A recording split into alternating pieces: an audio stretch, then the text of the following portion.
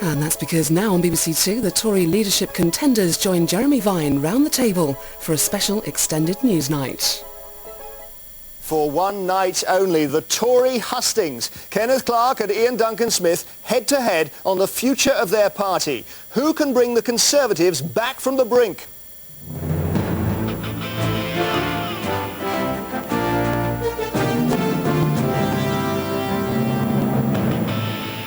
Welcome to Newsnight. Welcome also 5 Live listeners who are joining us. This is a one-off in the Tory leadership debate, the first and only time Kenneth Clarke and Iain Duncan Smith will debate the future of their party with each other in public.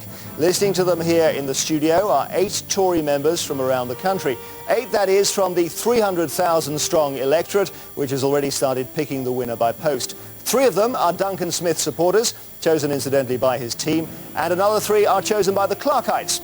Also here, listening from the other side of the studio, are members of a rather bigger electorate from the 6 million voters who deserted the Conservatives in 1992 and 97. They will judge whether either of these 2 men has the magic touch that'll bring them back on board.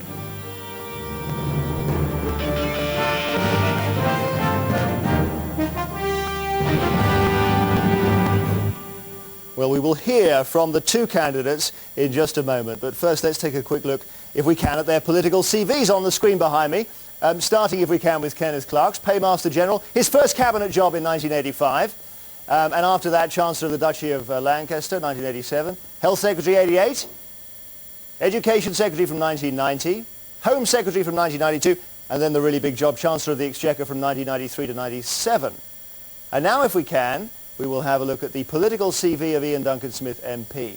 1997 to 1999, Shadow Social Security Secretary, and then 1999, Shadow Defence Secretary. So looking at the 2 CVs there, Mr. Duncan Smith, you'd concede, would you, that it's no contest? Well, if it's all about how long you've been in government and whether you're elected a few years back and able to take a ministerial job, then that would be the issue. But I don't think it is the issue. The issue here is whether the experiences that you have, whether inside Parliament or outside Parliament, are sufficient actually to bring some knowledge to the job that I want to do and Ken wants to do. I have lots of experiences outside of Parliament. I've been involved in running a business. I've seen I've had to see others, and I've also been made redundant myself. I know what it's like to suffer the indignities of policies that have gone wrong. But at the same time, on the CVs there we put up on the screen, you've got a severe vacuum in your political CV. You know, I joined the party here in Parliament in 1992, and they were out of power by 1997. But I will say, you know, Tony Blair has actually not had any ministerial experience either. It didn't stop him leading his party and going on to become a Prime Minister. You think Mr. Blair's doing a good job, do you? I don't think that anything he does wrong, and by the way, I think he does a lot wrong, has necessarily anything to do with his lack of experience as a minister. It has to do with the fact that he is fundamentally wrong on a number of key political issues, not least of which is the way in which I think they are going to hurt the economy quite dramatically. Now, you've said a number of times when people have talked to you about your lack of experience, well, when I was in the Commons as an MP, and you were going through your phase of rebelling and so on, you said you were offered some government jobs. But today, Mr. Major, the former Prime Minister on television, said, no, that's not true. I've never made a big issue out of it. I tell you exactly what happened. You claimed you were offered government jobs. After the Maastricht issue, I was offered by the whips a parliamentary private secretaryship. One was with Jonathan Aitken and the other was with, I believe, the Lord Chancellor's office. But, you know, Mr. Major they were not small true. jobs. Well, not true. I'm telling you now it happened. And you can go and ask Jonathan Aitken if you want and others. I mean, the fact is it happened. But they're not big issues. I don't by any means claim that these are jobs that sit with the Chancellor of the Exchequer or anything like that. They were just simply first rungs on the ladder. I felt it would be unfair on the government at that stage if I took something because I thought it would lead to some division, and I don't think that was necessary. Mr. Clarke, do you think the hole in his CV is a problem? I'll offer him a job. I don't think that really arises. I mean, as you say, I've would hit most of these problems running. I've had experience of running quite a lot of departments of state. The thing I'm looking forward to is I've been shadowed by most of the members of the Labour Party. I've been shadowed by Blair, I've been shadowed by Brown, I've been shadowed by Cook, I've debated with Prescott a lot. I'm asking about his record. Whether you think it's a problem? Iain's record. I think Iain is someone I would offer a job in my shadow cabinet. He's going for leader, Mr. Clarke. I know he is. I'm going for leader as well. That's why I think I'm going to be offering him a job in my shadow cabinet. That's what we're trying to decide this evening. I think I'll do the same to you. Your CV, of course, Mr. Clarke, has a problem as well, doesn't it? Because when we get to 1997, your CV stops dead, blank. You took a look at the Conservative front bench in opposition and you thought, I don't want a part of that. Now, I wanted actually to have a break from being a ministerial officer so long. I actually had spent the best part of a quarter of a century as a front bench spokesman debating social security, health, industry, transport at one point, and the idea of just shadowing one department for the whole Parliament was something I thought would not revive my enthusiasm for politics. What I did, therefore, was I debated on the economy, taxation, Health Service, probably made more speeches on that than any other subject in the last Parliament. The reforms of the House of Lords, the attempt to get rid of the right to jury trial. But you were out of the game as far as the front bench opposition was concerned, weren't you? Oh yes, I was offered, again, I was offered the deputy leadership by William, but I'm giving you the reason why I resigned. At that time, William did what Iain says he's going to do now. He had some pro-Europeans in, but then Iain and others said that the policy we all had on which we were agreed on the single currency, which was not for the foreseeable future, didn't mean much, which is one of its advantages, was changed. And that led the pro-Europeans leaving the shadow cabinet. But that didn't involve me. I'd left already. I was attacking the government. I spent most of the last 4 years attacking the government as a backbencher on a broad range of issues on which I had considerable experience. Can I just clarify this? Because again, I just don't agree about that. The policy that William had by the last election was the one that he wrote up in a number of articles in which he actually stated what happened was there was some mess about whether or not it was foreseeable future or in the lifetime of the next Parliament, and Norman Fowler and others within the Cabinet, and Norman, I believe, is supporting you, were absolutely clear William should settle on the position that he had announced during the leadership election. That's all it was, and he went back to that, and we were all happy about that. I felt content with that, and so did others, pro-Europeans, you say, and others who were sceptical. So I don't think there was any sudden pressure or shift from me. Far from it. Others, like Norman, were absolutely adamant that that was the right position to take. So, Mr. Clarke, you happy with that? Well, I think its relevance is to what happens now, actually, because I agree. I don't think there's anybody more Eurosceptic in the Conservative Party than Iain. And the position was we spent the first 3 months with a policy, expressing a policy of not for the foreseeable future. We did actually have a party conference where I was as much in accord with the policy as you were, I thought. And then you and David Heathcote-Amery said, we must really move on.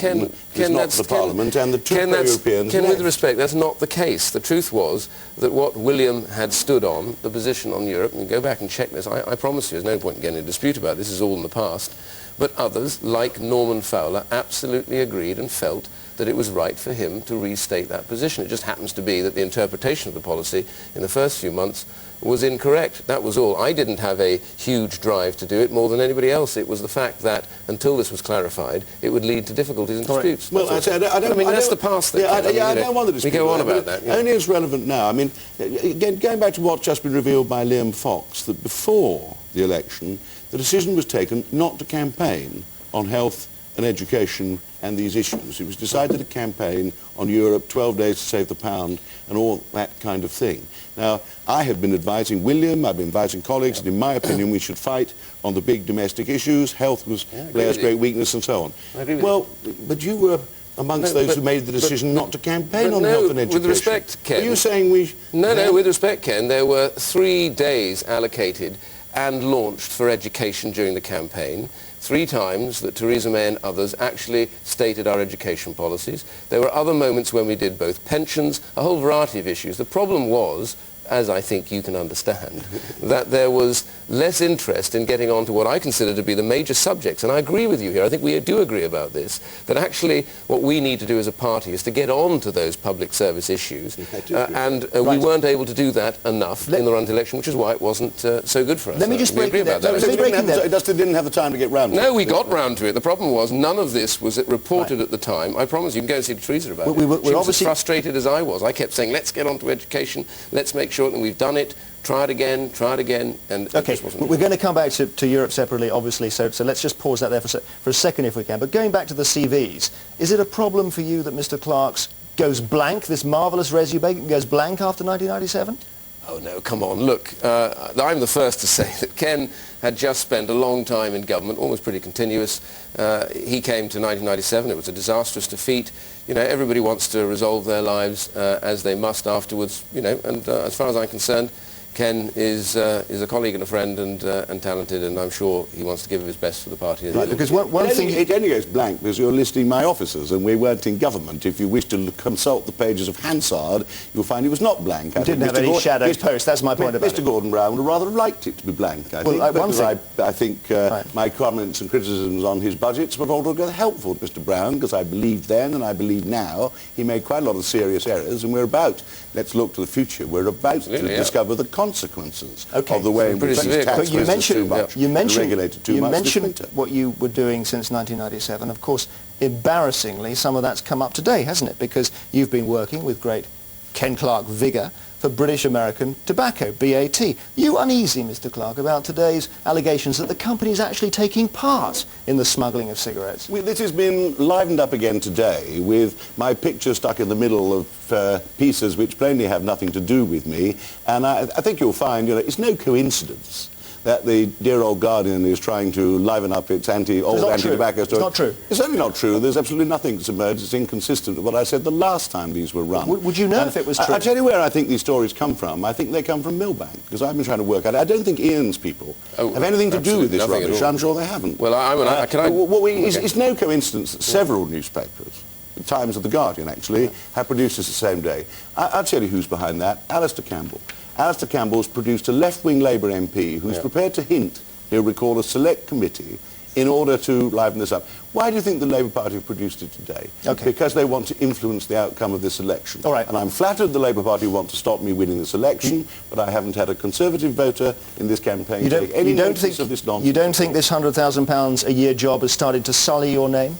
I certainly do not. I think it's an extremely reputable company, and my role in the company is to be made sure these allegations have been independently investigated by lawyers. They're now being looked at by the DTI, and frankly, attempts to warm it up by journalists trying to exploit the fact I'm current in the news is not going to play with anybody. It's just the kind of thing Millbank go in. All right, let's talk to... trying to get their friends in the press to run this kind of thing at a time like this. Mr Clarke and Mr Duncan Smith, we want to hear from some of the people who actually support you. Peter Dawson, you're a Ken Clarke supporter. How is it that with Mr Clarke's CV looking so substantial as it does, Mr Duncan Smith seems to be running so strongly in this campaign? Interesting point, but I think that the Conservative Party is talking about its future. It wants to explore all options, and I'm not convinced really by any of these polls, because where is the membership? They may talk with activists, people that are prepared to say that. 300,000 people is in fact very difficult to find where they are. And I believe from the great groundswell of support that Ken is getting throughout the country, that in fact he is well on the way to being able to win. Okay, Leslie Finlayson, you're a Duncan Smith supporter. You chose to ignore the Ken Clarke CV in all its glory. Yes, absolutely. I've got the greatest respect for you, Ken, but you're an excellent Chancellor under Margaret Thatcher. But Margaret had the privilege of having the old Tory grandees to keep the backbenchers and the loose cannons like Francis Maude, Anne Widdecombe and some of Portillo's men under wraps. We don't have that. I see you as one of the Tory grandees, one of the people to hold these backbenchers in tight behind Iain, to make this party united to go forward. Because I really see, because of your age, and no disrespects, at the end of the next election, if you were to win it, you'd be coming near 70. Mr. And really, Iain is a young man to go forward. I see you there. I respect you greatly. You are a grandee, and I see your role in bringing this party together and controlling the loose mouths of some of our MPs. Well, I don't quite understand how I'm a unifying influence whilst I'm not leader, but I'm not a unifying influence if I am leader. One of the things I think all Conservatives want to get back to is exactly what you described, the fact we were a unified party in the 80s and 90s, and that requires all of us to concentrate on the need to do that in order to win an election. My views were the same when I served with Margaret Thatcher, and they are now. What did Margaret Thatcher do when, knowing my views, I was then in her government, she promoted me. We didn't have ideological battles about it. She surrounded herself with people with pro-European views like myself, and we found we were able to accommodate a broad range of views. We certainly concentrated on the domestic agenda. Margaret made sure of that, and we were a very powerful reforming government that did a great deal of good for this country. Let's see if Leslie's I can lead a similar party unless you actually get people who are just determined to make trouble, which after 2 serious election defeats, I think a leader who's elected by all the membership is actually going to be able to demand of his members of Okay, parliament. now Leslie is an Iain Duncan Smith supporter. Are you satisfied with that? No, not at all, no. I think, with greatest respect, Ken's had his day. He really has. Iain is new blood. He is in touch with people on the streets. He works very hard in his constituency. He works with people. He's been there. He is just a family man, a hard-working man. He stands on his principles. He has integrity. And he won't change his mind because public opinion expects him to. He will stand by his beliefs. But he won't force other people to go down what he believes. He will listen to other people. He will bring them together. Okay. I don't believe he'll be headstrong and just go out there. Let's take view from another Clarke supporter, Jane Ellison. Does that sort of thing not concern you when you look at Mr. Clarke? No, I don't. I'm afraid I can't agree with Leslie in the remarks she made. I think she made a very inaccurate statement about Mr. Clarke's age for a start in calculating that. But I think this is about how people appeal to the electorate. I think some of the things that have just been said are real red herrings. Our big task is to bring back the missing Conservatives, the people who have deserted us over the last 2 elections.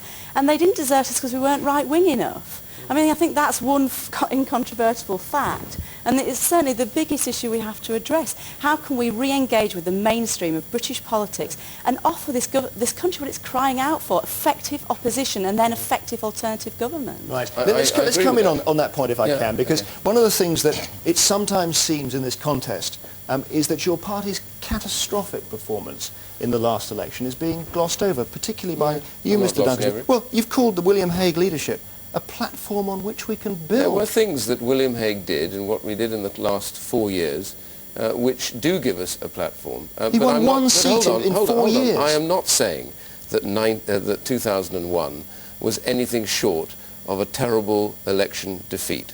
What I am saying, however, was that in the 4 years, sadly, we didn't get anywhere near as close to the things that we needed to do, but there were good things that were done. The party fought an election and came together much better than it's done for a long time.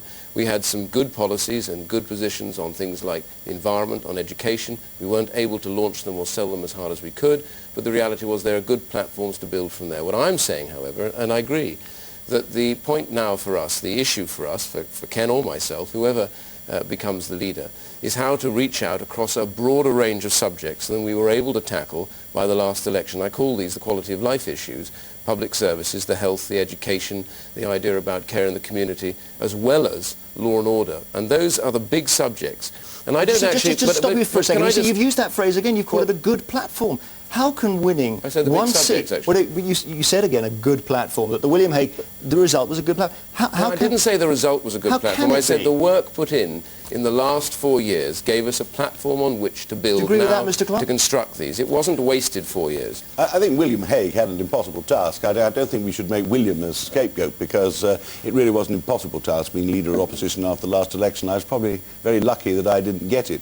But there's no doubt the then shadow cabinet, in my opinion, made a bad strategic decision in the last 2 years, and then we got onto the wrong agenda, we used the wrong tone, and we didn't go about things the right way. Both of us are now saying the same things about the agenda, which actually, as I already said, I was then debating and then talking about. And I think the point about winning back Liberal, Democrat and Labour voters is key. If you're going to win an election, what you've got to do is not appeal to yourself, not talk to each other. What you've got to do is talk to people who used to be Conservative, who are now voting Liberal Democrat, now voting Labour. They're young, very many of them. They wanted to take, firstly, a more enlightened issue on a lot of lifestyle things, which Michael Portillo called his modernising agenda. He was actually describing an approach to other people's lives, which I have been taking rather automatically throughout my whole lifetime. You need to go back to talking about economic policy, where we allowed Gordon rather to get away with murder in the course of the last election. And you do need to do the work of having some solid policies on education and health in order to change the way they're delivered to meet up to modern needs. But Ken, actually, the lady over there did say something which was very interesting. We can go on saying that we want to get onto these broad agendas, and I agree with you. I think we have to, because these are the quality of life issues that actually matter to people. But what I think you said earlier on was we don't want to just go off to the right or to the left or whatever it happens to be. And I agree about that, because I don't think majority of the public actually see things in right and left. What they see is that their father who can't get the hip replacement he wants and his quality of life is gone, and they talk about that, and they talk about failing schools and having children trapped in those. And so actually part of the problem is language, and part of the other problem is that we didn't actually say, here is the failure of a sort of state monopoly, and here's how we're going to change that and broaden out. Now that's what we have to do. We have to give other people quality of life and much greater choice, and this is how we have to tackle it, through the public services. And so it's not right or left, it's just what works, what succeeds is how Conservatives do. But in the election campaign you probably both concede that you were allowed your agenda to be somewhat dominated by Europe, so I want to talk about that issue first if we could. We'll come on to the other issues as well. But I want to put on the screen, if I can, the Thatcher letter from yesterday. Margaret Thatcher, writing in the Daily Telegraph, "I simply do not understand how Ken could lead today's Conservative Party to anything other than disaster," she said. Time and again the Conservatives would be exposed as either hopelessly split or deeply cynical. And that, Mr. Clarke, is right at the heart of your problem, isn't it? That you're going to be leading, if you win, a party you disagree with. Well, both of us agreed. We've had 10 years of the party being exactly in the situation that Margaret has described. It's got, if anything, worse in the recent past sometimes rather than better. And we both agree that now has to be put behind us.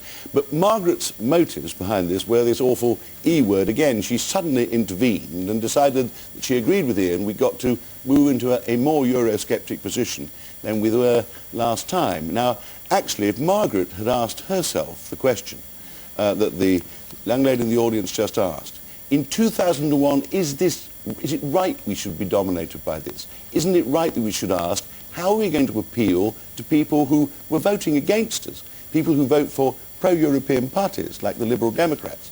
People who vote for New Labour, because particularly young people are not always attracted by Margaret's current approach to politics. I think if Margaret asked herself that question, then she'd see why people like me, who were actually very privileged to be her ministers when she was in office. She didn't have this view of my views when we were there then. She'd understand why people like me are better placed to win back these floating voters than people who are dominated by Margaret Thatcher or take Margaret Thatcher's advice. Right, Mr. Labour Party was shaking his head, so I wanted to come in. Let him come in. Overjoyed by Margaret's intervention in the last election, and they promptly lampooned William as somebody who was wearing a Margaret Thatcher wig and being followed around by her. We agree about one thing, Ken, here on this Europe issue, which is somehow we want to deal with it by putting it in its rightful place as an issue, but not every issue. It's not to dominate. So if we agree that, then the difference really is how do you do that? My problem is that the only way you can settle this is by leading through the majority of the party who do not want to enter the euro. In fact, the majority don't want to enter the euro in the country. So my position is you stand with that. When the referendum comes, the party opposes that. But what you do have is tolerance, therefore, for those, the small minority, who may wish to take a different view.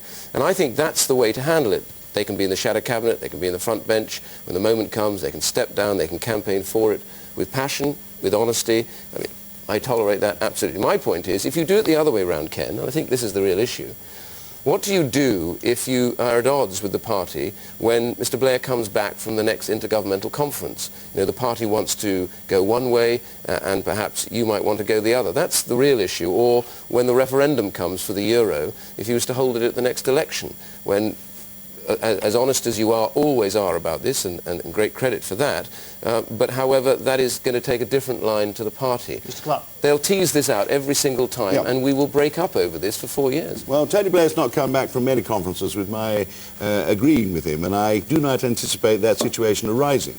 One of the problems in the European Union at the moment, it seems to me, is we've got weak social democrat governments. Jospin, Schroeder, Blair, they're not delivering anything. I could make, I think, a rather powerful attack on what he has brought back from recent conferences. I don't. In order to avoid difficulties in the party, I don't, because my position is rather different from the ferocious Eurosceptic, Europhobic attacks. You quote in your leaflet someone who actually praises you as an intelligent Europhobe. That attacks that he gets at the moment. I would take a more balanced and moderate view, but Tony Blair knows perfectly well I attack him frequently on issues of that kind. But do you not accept, Mr. Clarke, don't you accept the fact... Can you use this Thatcher phrase again? The Lady Thatcher's letter says that your party will look either... leave out the fact that it's her for a second, if you can. Hopelessly split or deeply cynical.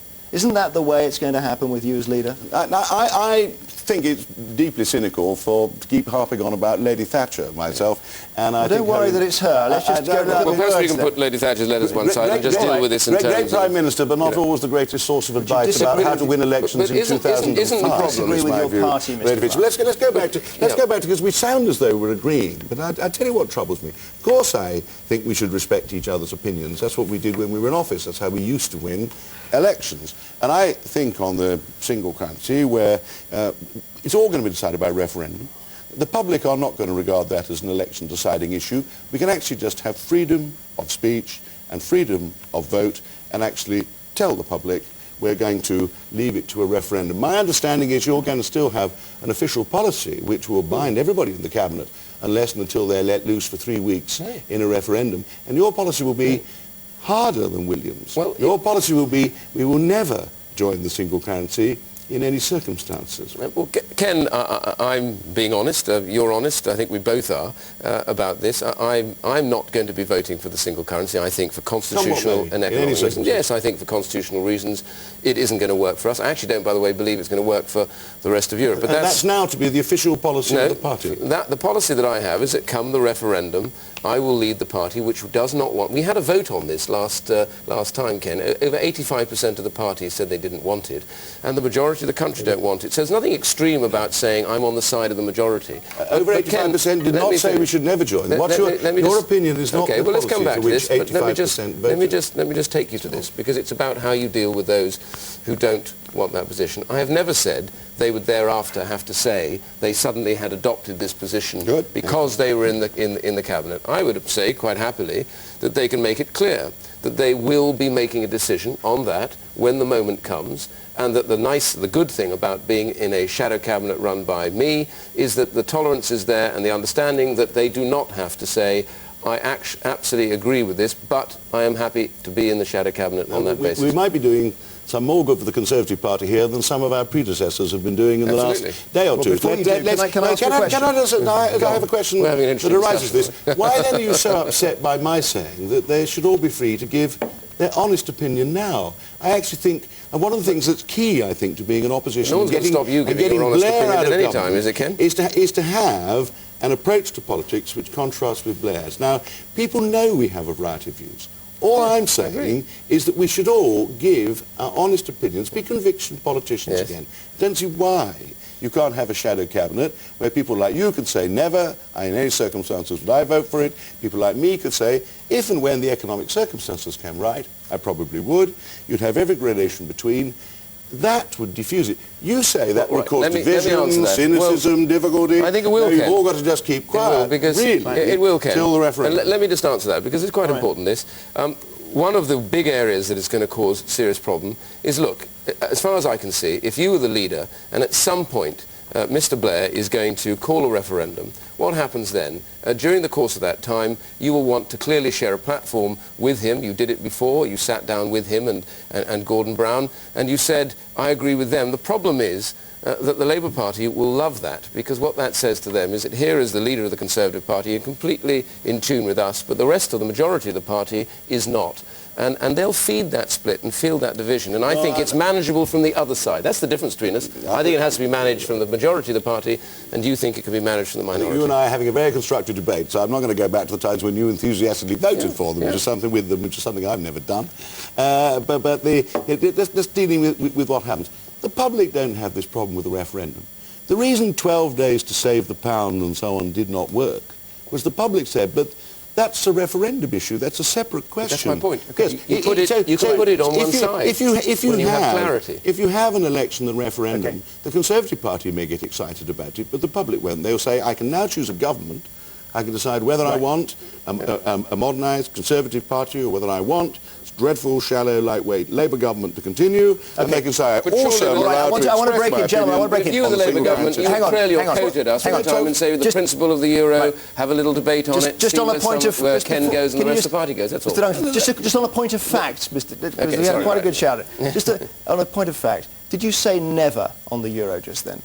Yeah, I've said I will never vote for the euro. No, I believe it on your constitutional policy would be that Britain Ken should knows never that. go. I've said it many Britain should times. never go into it. Yeah. Yeah, I believe It's not the Hague position. It's a move on from the Hague position. It's always. I've been clear about that. That's a harder line than the business for sterling. The Yes, but coalition Business for for the Sterling referendum is a group actually that- take. It is puts a the, group about that. But it puts. There's nobody more Eurosceptic than Iain in Parliament. I'm sorry to keep going back to Europe. Iain and I have had this throughout this election because it's people like William Hay, Michael Ancram, Margaret Thatcher say, oh, we can't have Ken because of his views on Europe. That's what I can take back to it. There is nobody more Eurosceptic than Iain. Bill Cash is a key member of his party. And the other thing, of course, Iain is quite clear that he would leave the Union unless they lift most of the... This is a ridiculous red herring. He voted for Bill Cash's bill on a referendum on the subject. Yes, because I believe that it's right to give people a say about their constitution. Listen, all of this... You're saying it's conceivable you might want to pull Britain out if you were Prime Minister? No, I've always said the the same... EU. Well, hang on, the same answer is due from Ken. You know, this is the hypothetical. If you don't get your way, then suddenly you either have to leave or you can't stop it. Look, we have vetoes, we can stop what we don't want. But you've got that in reserve, have you, that position? No, because what I'm saying to you is, if people in Europe, in the European Union, as has been expressed, I have to say, by Mr. Schroeder and Mr. Jospin, you never advocate want withdrawal. actually to go to a super state, which I believe is what many of them do, the answer is we're not going to go to that, and so we have to stop that. Well, you would never advocate withdrawal from the EU as Prime Minister? No, because I think the EU would have withdrawn from us on that basis. Let's just have a look. Before we go on. No, I want to get this across. It's fair. Go on. See, Ken, look, you have said your policy. Hang on, Ken. I'm looking at your quotations. Fine. I mean, hang on. unfortunately, when you get into this level of politics, when you say things, people do look at what you've said in the past and what you've done in the past. Yes, I do. And I'd like you to answer this question of me.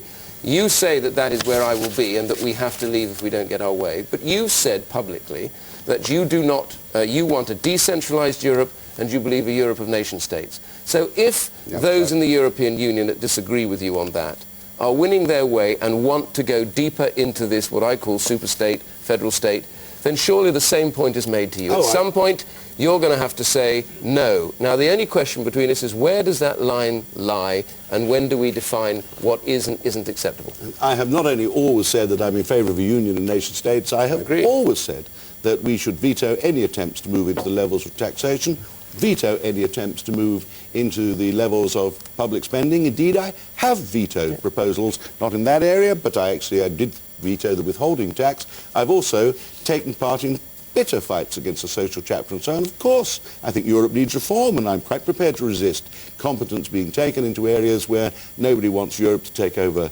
any responsibilities from the nation state, and always will do. But just going back to your position, you're using the language of renegotiating the treaties. Now, that's new. That wasn't our official policy. Renegotiation takes place every time there's an intergovernmental conference, for goodness sake, Ken. You know that. But what You've you're said talking that in the about, past. But surely it's quite obvious. Why does it always have to be in one way, though? All right, let's hear... Why does all negotiation have to be about Hang taking on. power to the centre and never actually saying some power? I'm going to break in, gentlemen, because I want to hear... Gentlemen, I think we do need to have we need to hear from some of the... I won't lose the quotations. It only actually causes further complications. Well, I've got quotations in my pocket, so you said Ken in the past. These are the people who are not voting for you because of this argument. So do you mind if we hear from them, please? Absolutely. Okay, because they've been listening to this for years. Sir, John Drinkwater, tell us what you make of this discussion here. When did you last vote Conservative? 1997? 97, yes. So what do you make of that? I'm very interested, actually, in what the gentlemen are saying. The fact of the matter is I feel that the party has got to change, and I feel it must be united, and everybody in the party has got to be in the boat, pulling on the oars in the same direction. And until that happens, I don't think there's much chance of them winning the next election. Okay, Yvonne Samrani, I know you also gave up voting Tory after the 97, the John Major election. I do, Tell us what you think of the dialogue here. Well, I think it's a bit hard to say never the euro. I personally think we ought to wait for the referendum to see what the general people feel about it rather than just say never. But as you say, we need to all pull together on this, really. Yeah. What about you, Tony Lewis? Because you gave up on the Tories even further back in 92. 92, yes. I think it's very refreshing to hear Ken Clarke talk about the possibility of reviewing the reforms and not the wholehearted far side that I think he's been portrayed as in the past. And I certainly think it's equally refreshing to hear the positive way that both candidates, if you like, are looking in the same direction, albeit they do have significant differences that we've got to resolve. This is just the start of a debate. I don't think that what we've talked about now is anywhere near. I think we have to do the cockpit here. I mean, the basics, Iain and I have been starting from the same message throughout this campaign. For heaven's sake, let's get on to the economy and the public services. And day by day, the press and now the great grandees of our party keep saying that, no, you must talk about Europe. Now, the two of us are now debating it. The choice is, do we get more tolerant and have a balanced view? I'm not suggesting we move to federalism. I'm anti-federalist. But let us have a balanced view that just is a bit more accommodating. Can I just take one more? It is relevant, I'm afraid, that I have to challenge Iain, which the reason I am, frankly, personally sceptical about his claims to be the great unifier on this issue. He holds more Eurosceptic views than William Hague. There's nobody in the party, with the possible exception of Bill Cash, who's working in his campaign, who holds more Europhobic views than Iain does. Eurosceptic, even his own literature. He quotes in praise, it's from someone who doesn't actually support him, so it's a bit like one of these theatrical crits, it's 2 words taken out, but he's described by somebody as an intelligent Europhobe, a hater of Europe. You've said that already. Can I take one more vote, please? He has been doing that all his life. Don't go on too much, I want to take one more vote. Roy Davenport, just for you, listening to the argument here, do you see the Conservative problem as chiefly a European issue problem, or do you think the divisions go wider? I think they go a lot wider, and I think what bothers me, as somebody who hasn't voted for quite a while, is that the European issue is there. We're going to go for a referendum. I've listened to you two, and you haven't made me want to jump up and down and say, yes, I'm going to vote Tory next time. I'm much more interested, much more concerned about the domestic situation, about education, about the National Health Service, about local government, about the public service. But all you're doing is arguing and arguing, going back over history, and you're accusing each other. You're like 2 little boys in the playground. No, I said this. No, you didn't. Oh, yes, you did. It doesn't matter. We're going to have a referendum where most of the members of the public who are going to vote are reasonably intelligent, or the ones that are going to swing. Okay. Are let's go on with this issue. Just let me take, before we go on to specific policy... Why can't we invite the chap to suggest a subject? I've made speeches about the economy. I make speeches about education. The only reason we have a discussion about education, this is the only time I'm debating with Iain anywhere. We're going to go on to some specific policy issues. We're having our discussion on Europe in public. Yeah, well, let's leave Europe. Let's park Europe. If we can, right? Fine. Are you happy with that, Mr. Duncan Smith? No, so we'll go on to some specific... A unified table. And before we go on to some... That's what I thought. We started the whole campaign. Before we go on to some of the specific issues, let's just talk about unity and generally, with Europe parked to one side, how you hold the party together. Now, Mr. Clarke, if Mr. Duncan Smith wins, will you work for him? I certainly will work for him. I work for the Conservative Party. I have. I don't want to shadow a department. I mean, I can tell you this, Iain, as I said, William, I didn't not join William's cabinet because of European problems. I just say we didn't have any then. I told William I prefer to attack my old enemies from the back benches, which I did. And I did publicly whenever I got the opportunity. Will you try and persuade him, Mr. Duncan Smith? Well, I certainly try and persuade Ken, but... it doesn't all go well. That's the point. Let me tell you that if anyone knows Ken together, as well as some of us do, when Ken makes his mind up, I'm sure he'll stick to it. But listen, my view is either candidate, I think Ken and I absolutely agree upon this, I hope we do, that whoever wins this contest, I think the other has the duty to work their hardest to bring the party back together and so that we actually get on with fighting what I think is a disastrous Labour government, and I really do think the Liberal Democrats are getting away with murder. Would you work on his front bench team? If Ken is kind enough to offer me something, I owe it as a duty to do my level best on that sort of process. Well, there's a solution. It's buy one, get one free, isn't it? If people vote for Mr. Clarke, if people vote for Mr. Clarke, they get you as well. It's all right. I don't think I'm going to win Ken's vote in this particular debate, but... It's a good joke, but actually you have found that both of us are equally committed. Well, Conservatives, for goodness sake. But we've got back to the whole point of this election, that both of us want to get rid of the dreadful, lightweight, shallow Labour government we have in power at the moment. We don't believe they're going to perform well over this Parliament. We're quite prepared to cooperate with each other. We're quite prepared to work together. Both of us are going to fight the Labour Party and try and get rid of Mr. Blair. And you have a totally unified table on that. Right. You did when you started, you have now. The question is, how best can we turn that into government? We're back to the lady's question. Right. That means we've got 6 million people to attract back to the party. We've also got to make a very good job of exposing the weaknesses of... Here's the fascinating thing, that the two of you sitting here, there's a hole in the contest, isn't there? Because Mr. Portillo has been blown out of it. And there are people who will vote in the contest, or already voting by post, who wanted him in it. And we've got 2 of them here. In fact, Andre Walker, you, at the moment, can't see a winner you want from either of those two. Is that right? No, I can't. I think if you look at them, they are talking about health and education and all this. But in reality, when you scratch it, what you look at is two very much polarised candidates on many important issues. Sitting here today, I've observed that I think Iain Duncan Smith sort of likes to talk a lot more about health and education and appears to be more flexible. But then if you look at Ken Clarke, he appears to have more gravitas and charisma.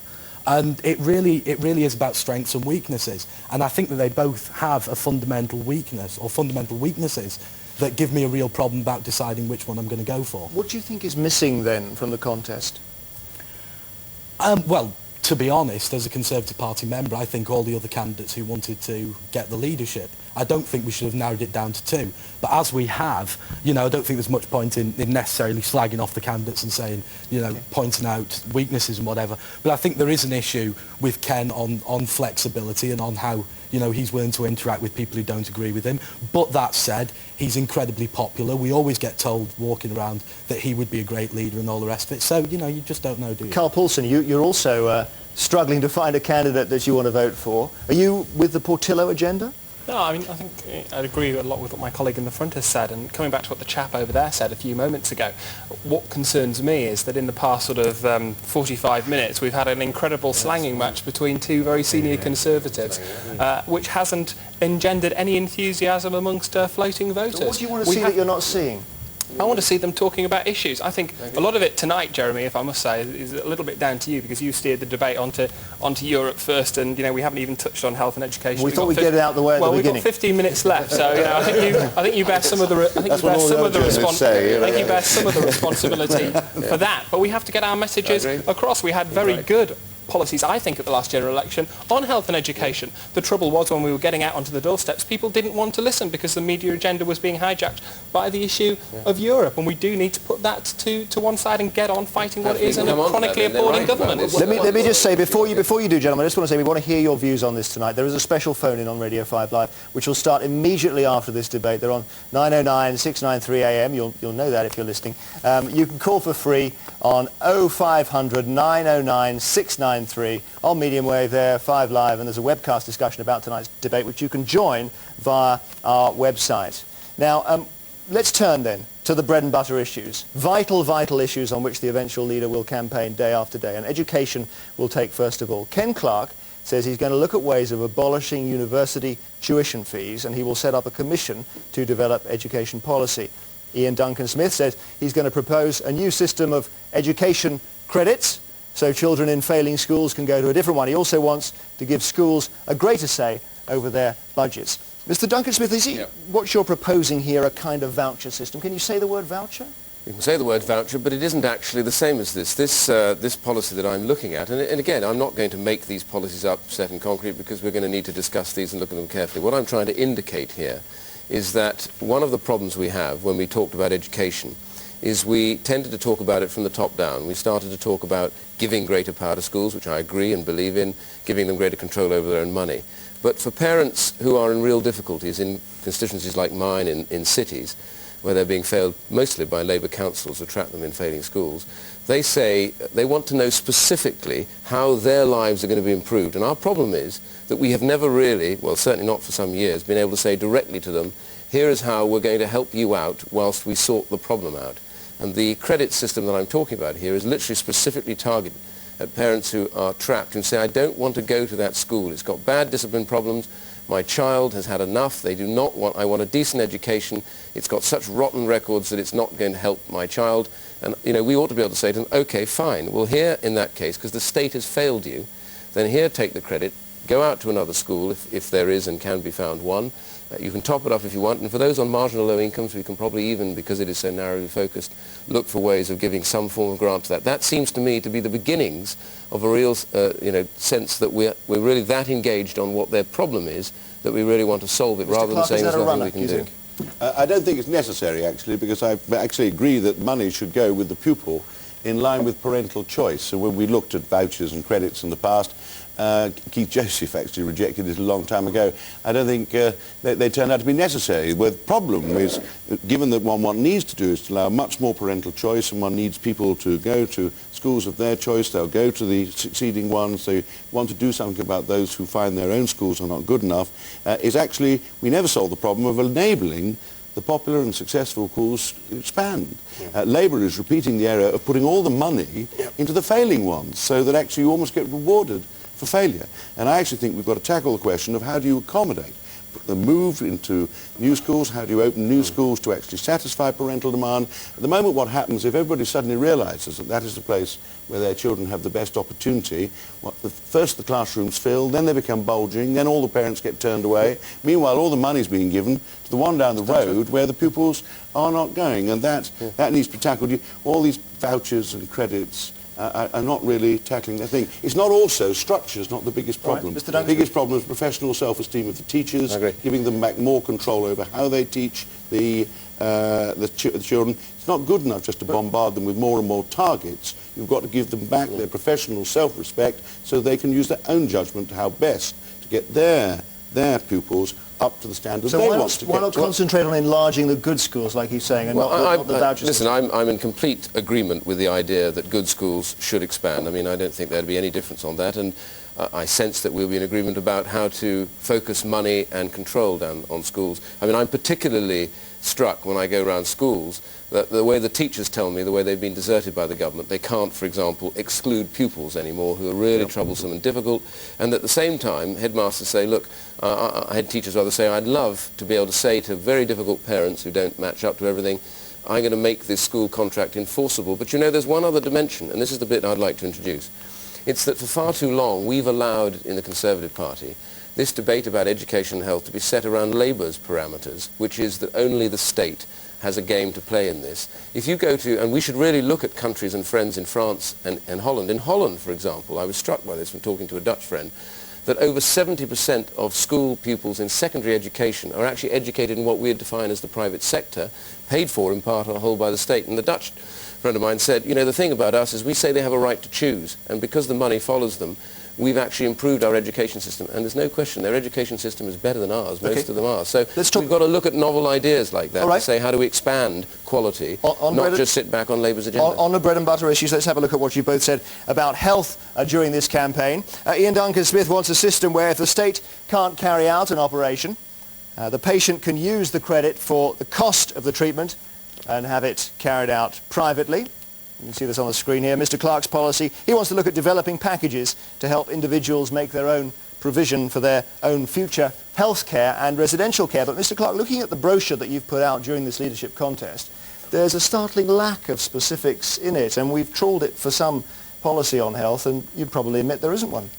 The policy on health is firstly to go back to decentralising control again.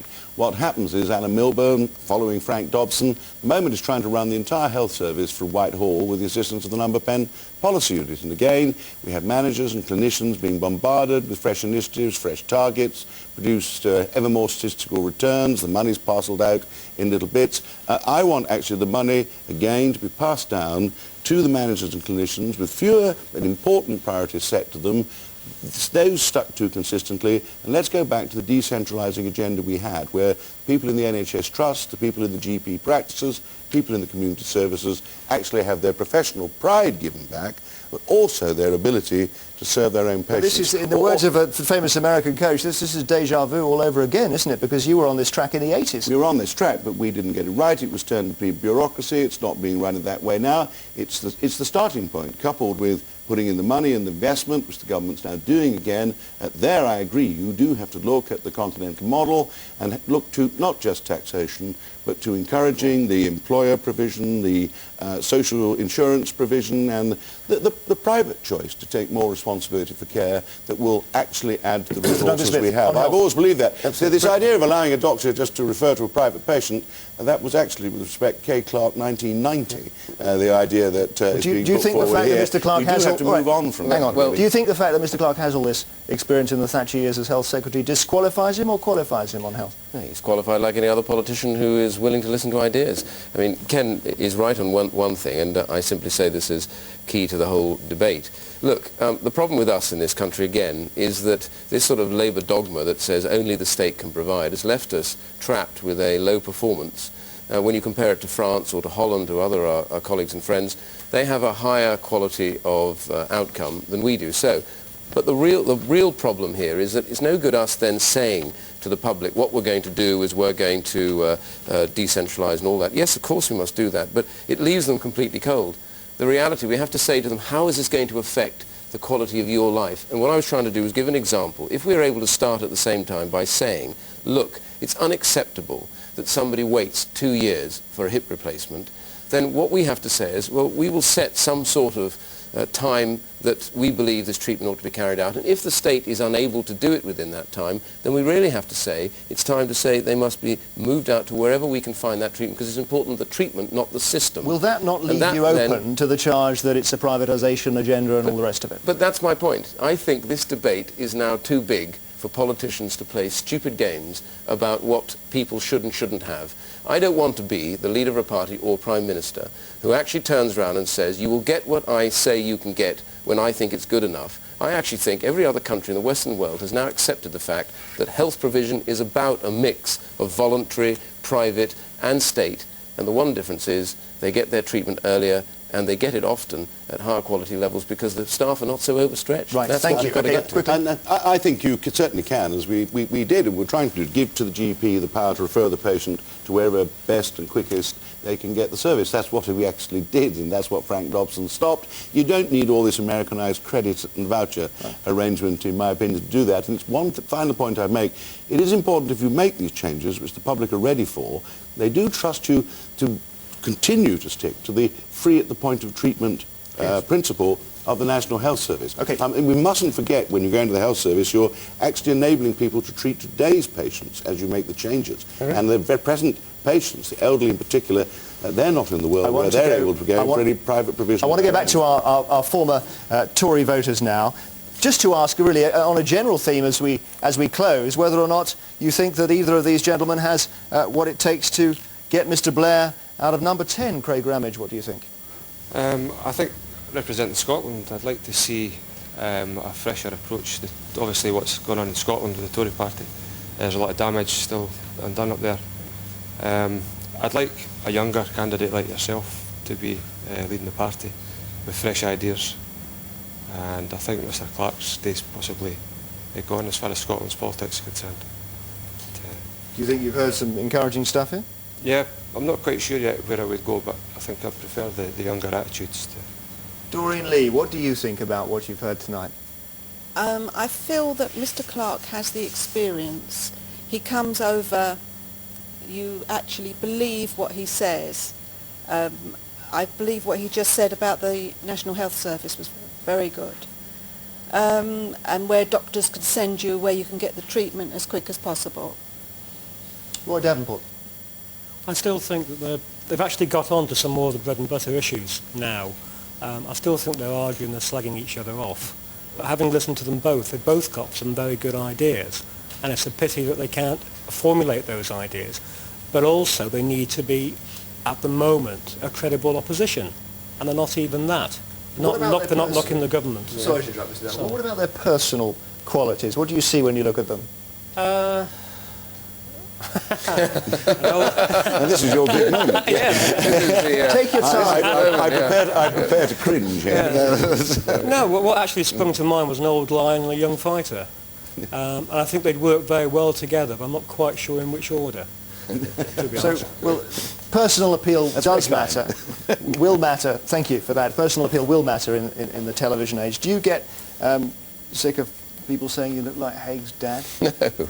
I mean, listen, I get a lot of this, that we may share the same hairline, but I must say to those who say that you can't have a hairline like mine, actually I thought we were meant to be the tolerant and inclusive party now, the Conservative Party, not rule out 50% of the male population. So no, I think all that is peripheral flim-flam. The truth is, what I think the British people want is they want somebody who is clear about their policies, clear about where they want to go, and also, in this age of Labour spin, they're tired, sick and tired now of being told one thing and then finding somebody's done another. Let's cut through that and say what we say is what we believe and what you're going to get. And Mr. Clarke, your image, the beer and the cigars and the hush puppies, it's all cultivated, isn't it? It's not all cultivated at all. It's wished on me. It's a parody of what I think is a slightly more attractive but slightly more restrained reality. There hasn't been much beer drinking and all the rest of it. If I light up a cigar in the course of a day, of course everybody photographs me, and it looks as though I've been chain smoking non-stop since the day started.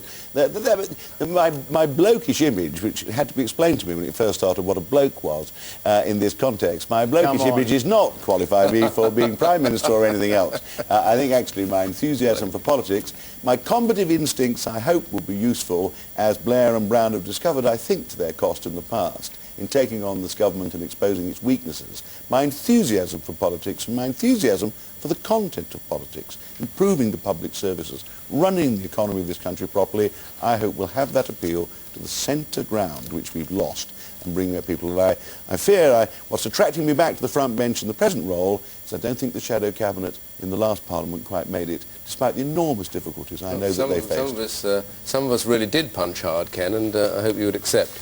Succeeded in landing. Oh, I know the difficulties of being an opposition. I've been there, done that, being an opposition. One thing we both agree on, I trust, we hate being an opposition. We've lost twice now. We have got to judge best how to get those young, sometimes professional business people who now just don't think of voting Conservative. They're voting New Labour or Liberal, and whose style, whose policy is actually going to attract them back, and the positioning, the tone of the party matters a lot. We haven't got as long as we can unite behind each other afterwards, Ken, I'm happy. Yep, Mr. Clarke?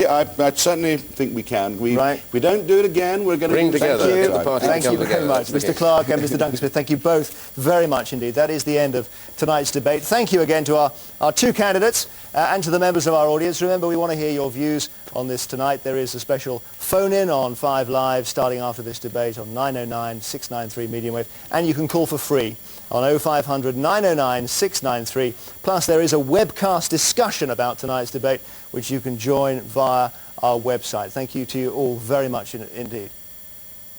In a moment to look at tomorrow's papers, but first a quick roundup of today's news stories.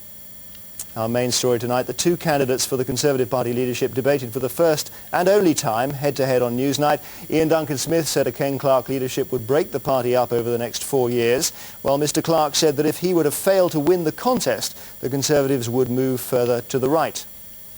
Members of the 2nd Battalion, the Parachute Regiment, are expected to leave for Macedonia in the early hours of this morning as part of the NATO operation to disarm the Albanian rebels.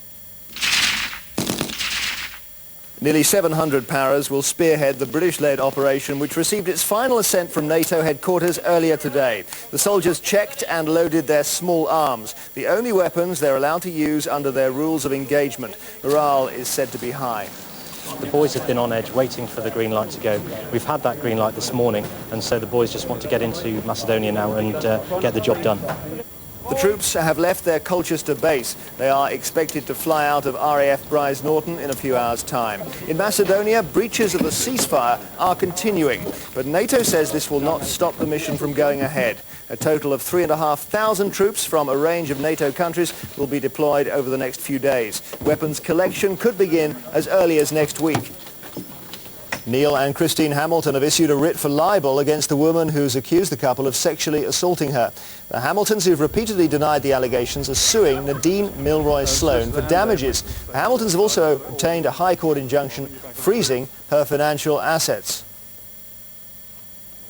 The Department of Health has said that the risk of catching variant CJD from British blood transfusions is extremely small. The government was responding to comments made by the head of the American Red Cross, Bernadine Healy. She said she would do everything she could to avoid having a blood transfusion in the UK because of her concerns about the disease. Police in Spain have arrested 8 people suspected of being members of the Basque separatist group ETA. Pistols, rifles and hundreds of pounds of explosives were seized, along with a stolen vehicle, which the authorities say was being prepared as a car bomb. The Interior Minister for the Basque region has described the raid as the most important police operation against ETA's infrastructure since the 1980s. Britain's most famous and controversial astronomer, Sir Fred Hoyle, has died at the age of 86. Sir Fred came up with the term the Big Bang as a shorthand description for the birth of the universe, but he never accepted the idea. preferring his own steady state theory. Although he couldn't convince other astronomers about this, many of his ideas, such as the way stars are formed, were widely accepted. Even his most controversial theory that life on Earth may have originated in space is looking increasingly plausible. And finally, quickly now, the markets. The FT 100 share index fell, while in New York the Dow Jones closed up over 100 points against the pound. The euro rose slightly against the dollar. Sterling was up a cent. And a very quick look at the papers, if we can, for tomorrow morning, the front pages. I think you can probably see them on the monitor here. Will the Tories kill the pound? That's the question mark. Grim future facing this country. The Sun says if Conservatives make Clarke leader. Telegraph is GCSE exams, and that's about all we've got time for. That is all from this special edition of Newsnight. Remember, Radio 5 Live's discussion and the webcast. I'll be back with more tomorrow. Till then, from all of us on the programme, a very good night.